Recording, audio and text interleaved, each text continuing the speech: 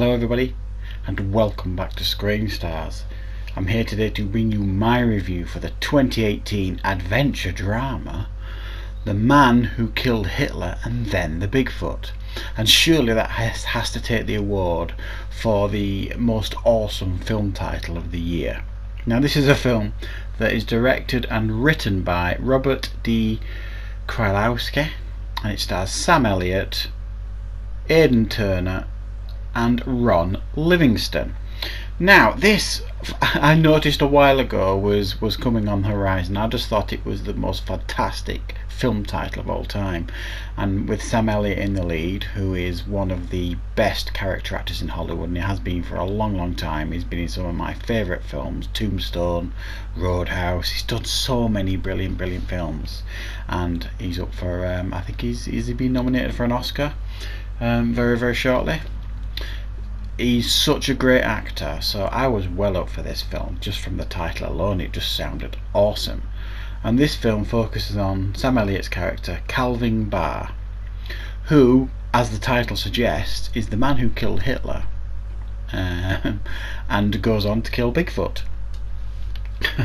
So the spoilers in the title really here, guys, so I can't really give you any spoilers for this, but this film focuses on his life as an elderly man, and it does, through flashbacks, show you how he went about doing the deed with Hitler all them years ago. So you get Aidan Turner that plays a young Calvin Barr, who and you see him all the build up to the Hitler thing, but you also see a lovely little love story develop as well when he was young that actually turned into something quite tragic, and it's like a lost love story as well, which he was never able to rekindle, as the movie shows. So the film focuses on him as an elderly chap at the beginning. He's got a loyal dog, doesn't really do a lot, just kind of muddles through each day. He seems a bit lost, seems a bit lonely. And then he's visited by the government, who are well aware of his exploits during the war, etc. He had a blemish-free record, and he's a legend basically.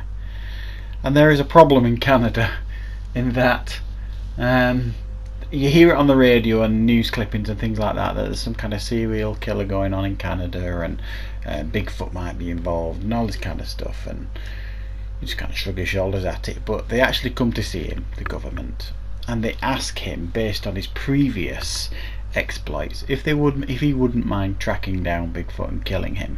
And the reason they give for this is that Bigfoot is diseased or poorly and is diseasing the area, and if this problem isn't dealt with, it could very well lead to the end of the world, sort of thing, which seemed a bit much. So there you go, they're trying to enlist his help to go and hunt down Bigfoot. And that's really a movie in a nutshell here. It deals with much more than that. Pretty much it's a character piece, is this. It deals with his relationship with his brother, it deals with his relationship with his long lost love, sort of thing, and his coming to terms with getting old, sort of thing, as well. So I have to be honest, guys, this film is not what I expected at all. I kind of expected another Bubba Hotep here, if I'm honest.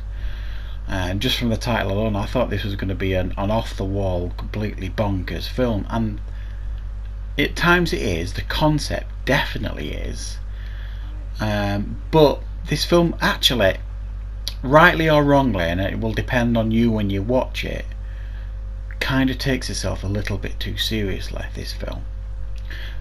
Somebody will watch this and just think, wow, you know, that was a bit different, and Sam Elliott was brilliant, and that's kind of where I sit.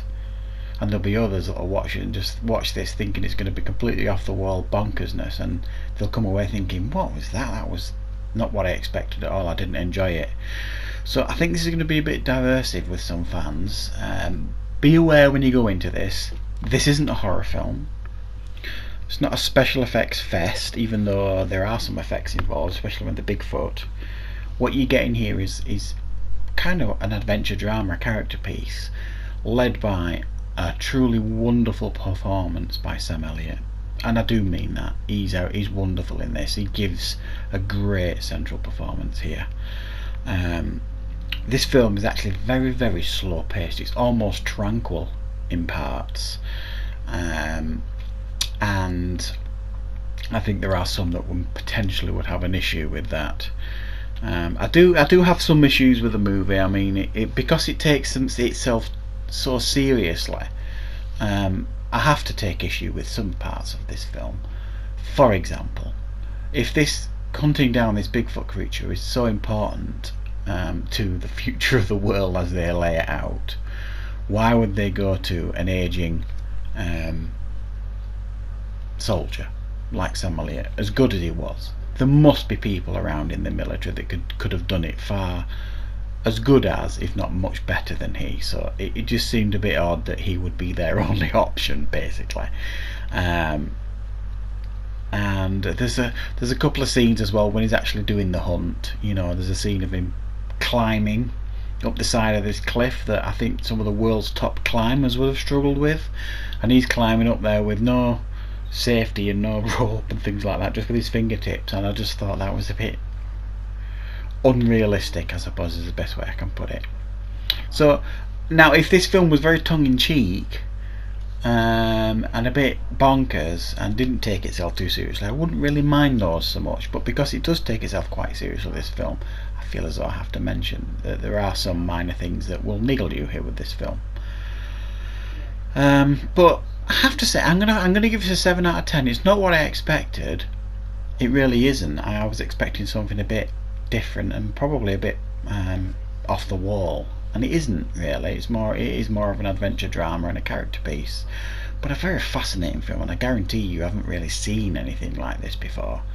And it, like I say, Sam Elliott is absolutely brilliant in the role, and it is a very, very interesting film to watch. So it's a 7 out of 10 for me. I think it's worth checking out, just to see what you guys think of it. So thank you for watching the review, and I shall see you next time on Screen Star.